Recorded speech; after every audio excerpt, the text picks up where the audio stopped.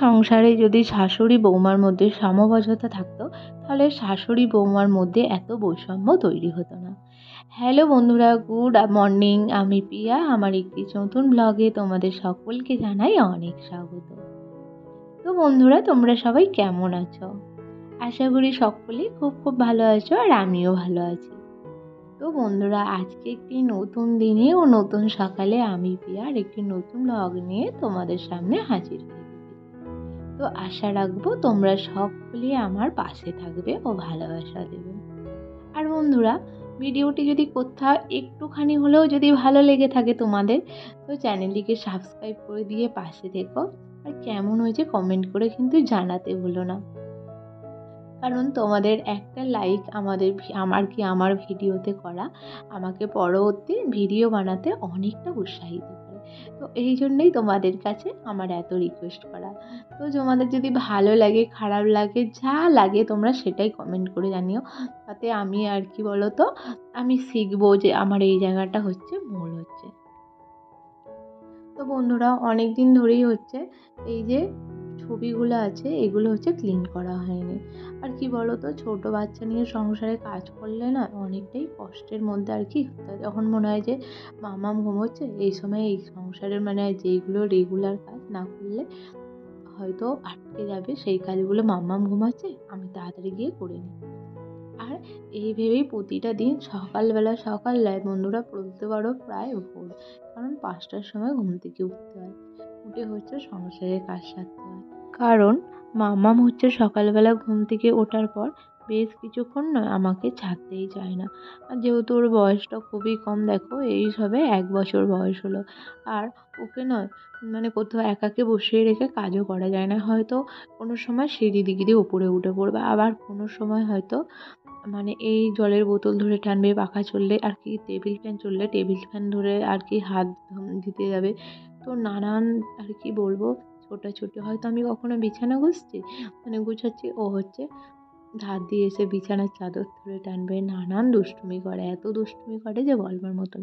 তো তোমাদের ঘরে যাদের ছোট বাচ্চা আছে, তোমরা তো এই পরিস্থিতির শিকার হচ্ছে যে যতই মনে করো যে ঘরদোরটা গুছিয়ে রাখবো, কিন্তু সেটা আর সম্ভব হয়ে উঠছে না। যাই হোক বন্ধুরা, আজকের ভিডিওতে আমি তোমাদের সঙ্গে যেই টপিকটা নিয়ে আলোচনা করবো হচ্ছে, দেখো, প্রতিটি সংসার প্রায় অনেক বেশিরভাগ সংসারেই কিন্তু শাশুড়ি বৌমার মধ্যে সমঝোতা নেই।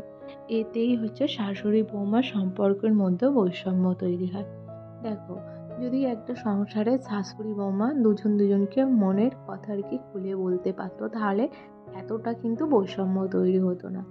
আর এখনকার যুগে হয়তো বলবো না যে সব শাশুড়ি খারাপ, কিন্তু সব শাশুড়ি ভালোও নয়। কিন্তু বলো তো বন্ধুরা, একটা মেয়ে যখন বিয়ের পর আসে, সে চায় আমি শ্বশুরবাড়িতে সবটাই আপন করে নেবো। কিন্তু আমার মনে হয় না, আমি তো নিজে সেটা ফেস করেছি এক সময়। আর এখন ওইসব জিনিস কতটা পাত্তা দিই না, পুরোই ইগনোর করে যাই। যে যতই শ্বশুরবাড়ির লোককে আপন করে নেওয়ার চেষ্টা করি না কেনা, কিন্তু তারা নয় পরই ভাবে। আর হ্যাঁ, এটা ভাবে যে আমার বৌমা এবার আমার ছেলেকে মনে হয় আমাদের কাছ থেকে কেড়ে নেবে, কিংবা আমার ছেলের কোনো কিছুতে আমার বৌমার অধিকার থাকবে না, আমার স্বামীর সব কিছুতে আমার অধিকার থাকবে, আমার মেয়ে তার জামাইয়ের সব কিছুতে অধিকার থাকবে, কিন্তু ছেলের সব কিছুতে আমার অধিকার থাকবে।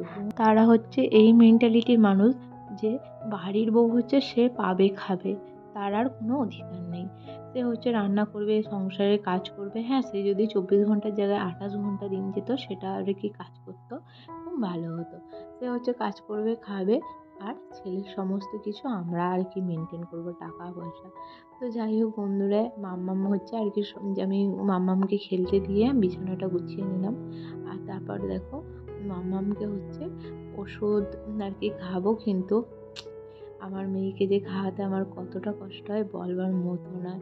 আর এইদিকে দেখো, ওষুধ খেতে একদম হাত পা ছুঁড়ে ছাড়ে, যে সে তার কী অবস্থা তার বলে বোঝাবার মতো নয়। যাই হোক, খাওয়ার পর লক্ষ্মীছাড়া হয়ে গেছে।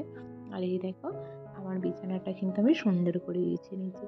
আর বলো তো বন্ধুরা, প্রত্যেকের ঘরেই নিজের বিছানাটা হচ্ছে ঘরের আকর্ষণীয় জিনিস একটা। সবাই চায় আমার বিছানাটা খুব সুন্দর করে গুছিয়ে রাখবো। আর এই দেখো, চলে আসলাম বিছানা গুছিয়ে নেওয়ার পর মাম্মামকে ওর ঠাম্মা দাদুর কাছে দিয়ে রান্না করতে। ভাত তো আমার প্রায় অর্ধেক সিদ্ধ হয়েই গেছে। আর এই যে খিচুড়িটা দেখছো, এটা হচ্ছে মাম্মামের আর কি অঙ্গনওয়াড়ি সেন্টার থেকে যে বাচ্চাদের খাবার দেওয়া হয়, আজকে হচ্ছে খিচুড়ি দেওয়া হয়েছিল। মামগামকে একটুখানি খাইয়েছিলাম, তারপর আমি হচ্ছে খেয়ে নেবো। আর তারপর আমি হচ্ছে একটুখানি আর কি ছোলা আলু সিদ্ধ করেছিল আমার শাশুড়ি মা, তো সেইটা দিয়ে একটু মুড়ি খেয়ে নিচ্ছি। আর উনুন গড়ায় দেখো বসে প্রচণ্ড গরম হয়, তো ওই জন্য হচ্ছে আমি একটু বাইরে দাঁড়িয়ে দাঁড়িয়ে খাচ্ছিলাম। আর কি বলতো, বাইরে নয় খুব সুন্দর বেশ একটা ঠান্ডা ঠান্ডা ভাব আছে, আর উনুনের কাছে বসে খেলে কি হয়, প্রচণ্ড গরম হয়। তো এক এক সময় কিছু করার নেই, সেটাও করে থাকি। আর মাম্মামকে হচ্ছে খাইয়ে দিয়ে আসলাম, তারপর আমি খেলাম। তারপর খেতে খেতে আমার ভাতটাও হয়ে গেছিলো। ভাতের ফ্যানটা ঝরিয়ে দিয়ে ওইদিকে কড়া উনুনে আর কি দিয়ে এসেছি, গরম হচ্ছে। তারপর আমি এখানে চলে এসেছি সর্ষে পোস্ত বাটতে। আর আজকে এই যে করবো দেখো, চিংড়ি মাছের ঝাল আর কি। আর এদিকে চিংড়ি মাছগুলো হচ্ছে ভেজে নিচ্ছি। চিংড়ি মাছ এক একটা প্রায় 5 টাকা করে পিস পড়ে যায়, জানো, 6 টাকা 7 টাকাও পিস পড়ে যায় একটু, মানে এই ছোটো ছোটো মাছগুলো। আমার খুব ভালো লাগে, ভালো লাগে না বলবো না, কিন্তু আমার না বড্ড এত ছোট ছোট মাছ 5-6 টাকা করে হয়, তো আমার প্রচণ্ড যেন গায়ে লাগে কেন জানি না। আর রুই মাছ কিনলে কিন্তু দেখবা হয়তো 10 টাকা 12 টাকা পিস করছে, কিন্তু অনেকটা বড় চারকি হয়। তারপর এই দেখো রান্না করতে করতে টিপ টিপ করে বৃষ্টি চলে আসলাম। এদিকে মাম্মামের স্নানের জলটা হচ্ছে আমি তুলে নিলাম, মাম্মামকে হচ্ছে স্নান করাবো, আর আমার রান্না বাড়া কমপ্লিট। তো বন্ধুরা, মাম্মামকে হচ্ছে স্নান করিয়ে খাইয়ে ঘুম পাড়িয়ে দিয়ে আমি চলে আসলাম স্নান করতে। আর এই যে দেখো, চুলটা যেহেতু ভিজে আছে তাই ছেড়ে রেখে দিয়েছি, দিয়ে একটু সিঁদুর পরে নিচ্ছি। আর এই ঘরে না আমার একটা ভোলেনাথের পিকচার আছে, তো আমি স্নান করে এসে না প্রতিদিন সিঁদুর পরবার পর আমি কিন্তু আর কি ভোলানাথের কাছে প্রার্থনা করি। আর তারপর আজকে যেহেতু দেখালাম বাইরে বৃষ্টি পড়ছে, আর এই যে আমাদের ঘরের আর কি পিছন দিকটা যে দালানে আর কি আছে, দড়িটা ছিল না, দড়িটা ছিঁড়ে গেছে। আর আমি দড়িটাই হচ্ছে টাঙিয়ে নিলাম। আর এই যে কাপড় ছেঁড়া আর কি পাড় ছেঁড়াটা দেখছো, এটা মিঠির যখন অন্নপ্রাশন হয়েছিল তখন প্যান্ডেল করবার সময় প্যান্ডেল কাপড় আর কি ভুল করে ফেলে রেখে চলে গিয়েছিল, তো সেটাই হচ্ছে কাজে লাগিয়ে দিলাম। আর কথায় আছে না, কোনো কিছু হচ্ছে সংসারে ফেলবার নয়, যাকে গুছিয়ে রেখে দেবে সেই কিন্তু ঠিক পরে কাজে লেগে যাবে। তারপর এই যে এক গাদা জামা কাপড়, মিঠির কাঁথা, সমস্ত কিছু নিয়ে চলে এসেছি মেলার জন্য। যাই হোক, এইদিকে দালানটা না আমাদের সেই রকমভাবে কোনো কাজে লাগে না, তো বেশ রাস্তার দিকেও আছে, হাওয়াটাও ভালো লাগে যেহেতু ফাঁকা, সেই জন্য জামা কাপড় শুকানোর ঝামেলাটা আমাদের বর্ষাকালে প্রায় নেই বললেই চলে। দেখি বারবার মেলা তোলাটা করতে হয় ঠিকই, না হলে না আমাদের অতটাও কষ্ট হয় না। তো বন্ধুরা, আর কি বলবো তোমাদেরকে, যাই হোক শ্বশুর শাশুড়ি যা পারে হোক, সংসারে তো মিলেমিশে থাকতে হবে, তাই না, না হলে তো জীবনটা কাটবে না।